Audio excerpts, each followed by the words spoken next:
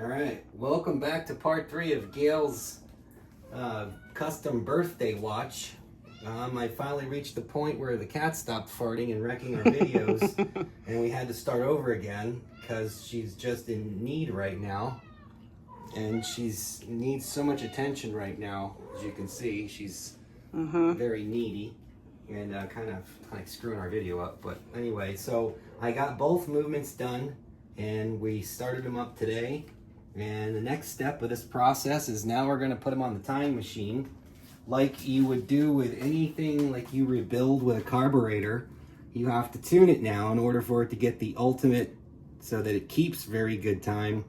And what I'm interested is in this at this point is when you're working on a watch, sometimes if there's a problem with it, I'll diagnose it with the time machine just to see what's going on with it, in case there's a problem with the hairspring or what have you. But in this particular instance, these both were runners, so I just left it be.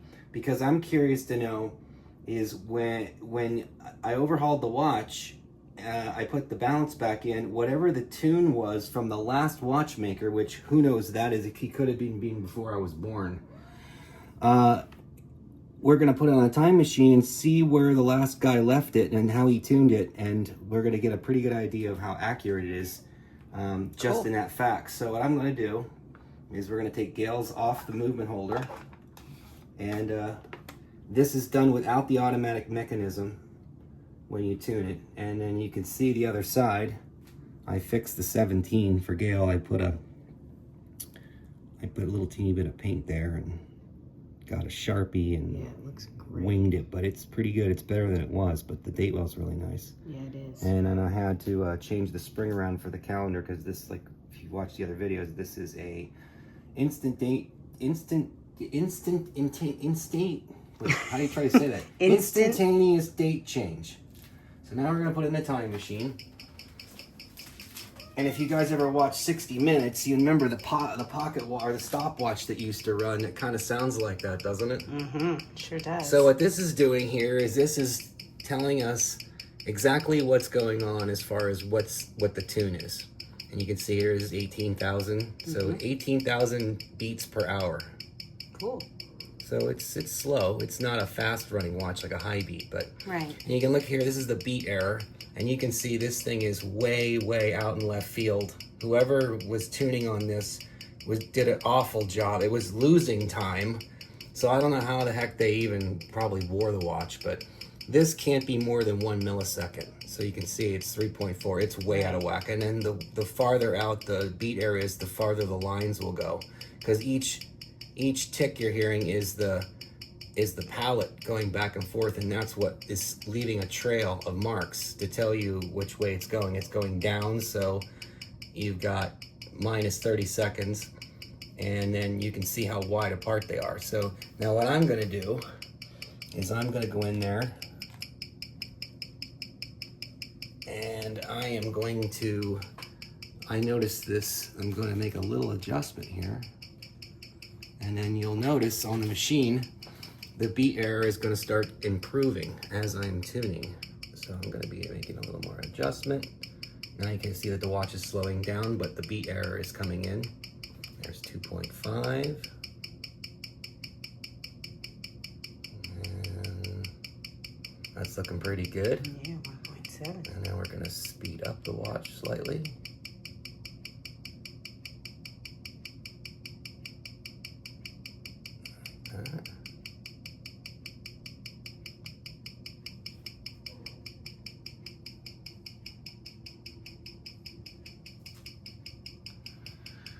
And now you look, we're about 1 millisecond. And we're about 1 millisecond, and we want to do way better than that. So we're gonna try to tune that a little bit better. Now we're at 0.08, but look how it's crashing. I see that. So I have to adjust the regulator so that I can speed up the watch and then tune the beat error a little bit better. Okay. But so now it's minus 205 seconds. So I have to adjust this regulator so that it will actually I can actually slow the watch or speed the watch up. So all right. So we got Gail's on the watch on the time machine again, and I'm looking at this, and now you can see as the watch is running, look how nice our beat error is right now. Almost perfect, which you'll see a nice, perfect, smooth line. Yeah, I see that. Amplitude's really good. That balance is swinging away. You can see before I was so wonky and it was just crashing. It's no wonder the thing even kept time. Now I just have to go in and fine tune the regulator and add some speed to it. Speed it up a little bit, and then what we're going to be doing is we'll be doing different positions. I do 5 positions: dial down, crown down, dial up, W, which is like this, driving a car. I coined that, and I do this my own. I kind of coined the W because that's where your hands are a lot when you're sitting at a desk, and then crown up. So we'll put Gail's back in the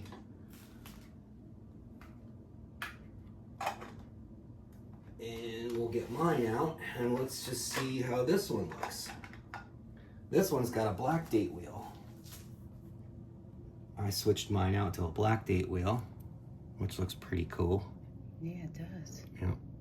That looks On great. a black dial, that'll look really cool behind that. Yeah, that looks All great. right, let's toss this one in, Okay. and let's see how this one's performing.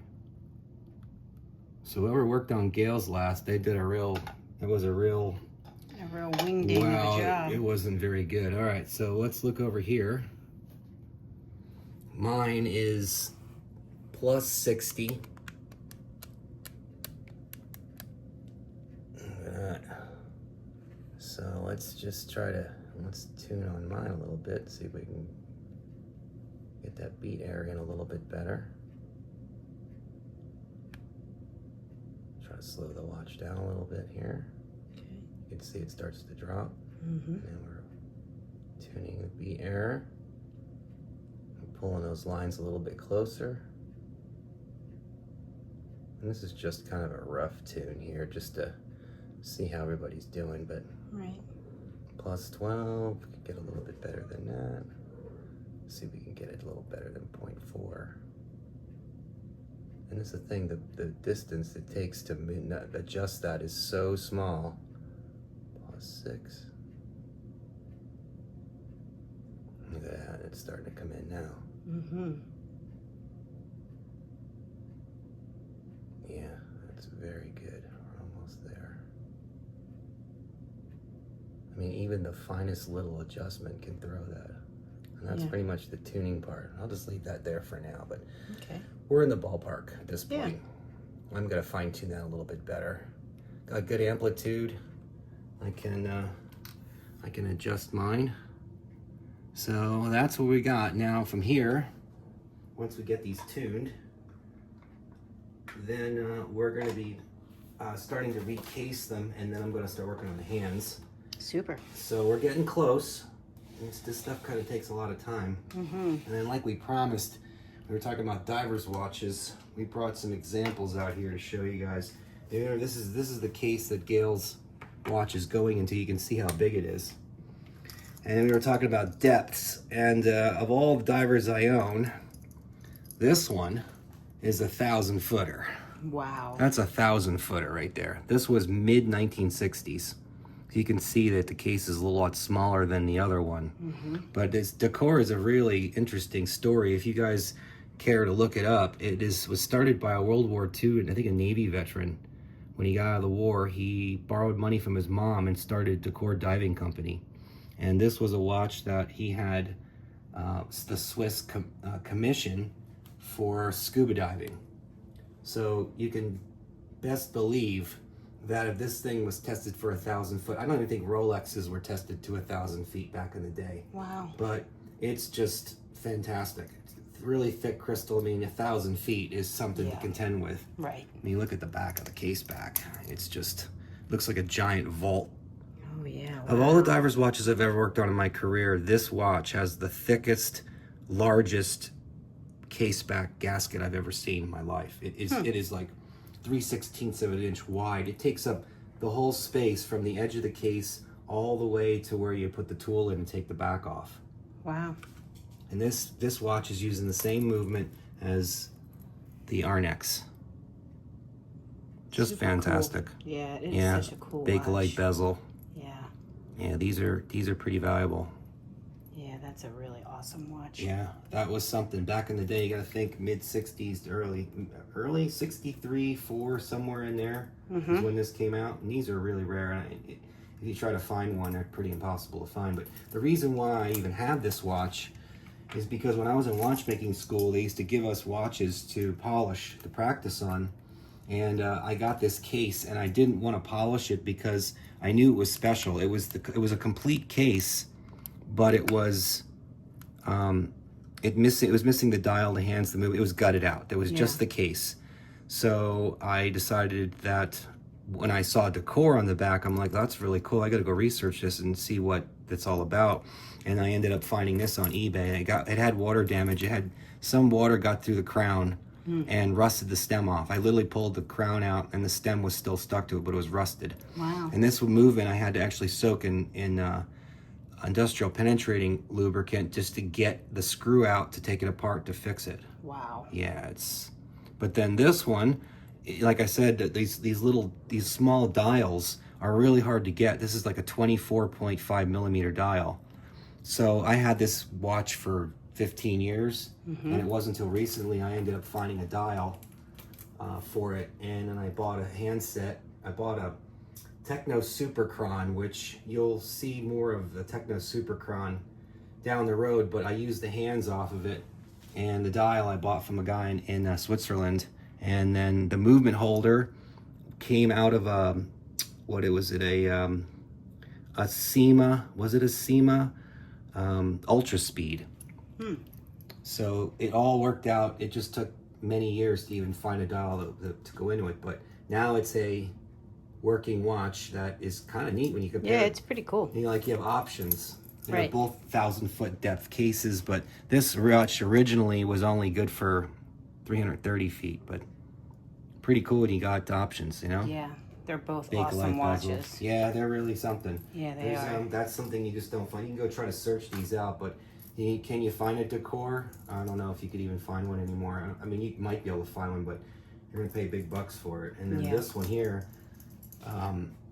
you know, it's custom made. Right. So it's the only one you're in the not world. going to find that one. No, you're looking at the only one in the world. Very cool. It is. It's One of my super favorites. Cool. I had this case for years and years. I mean, I think I had at least 15 years. And I finally just able to acquire enough parts to build it.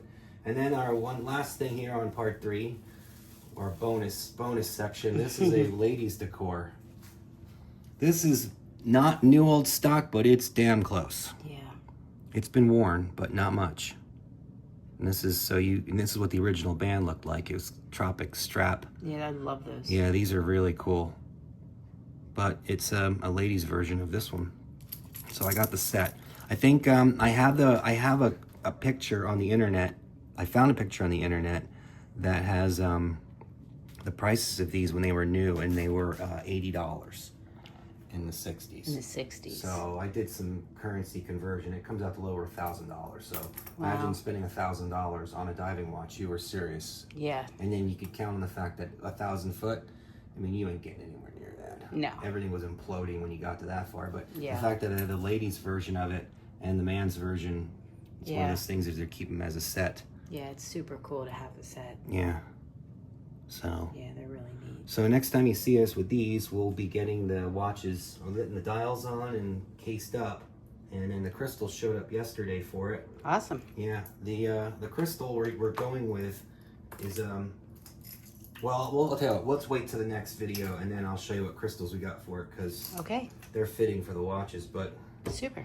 yeah, so we'll see you in part 4 shortly. Super exciting.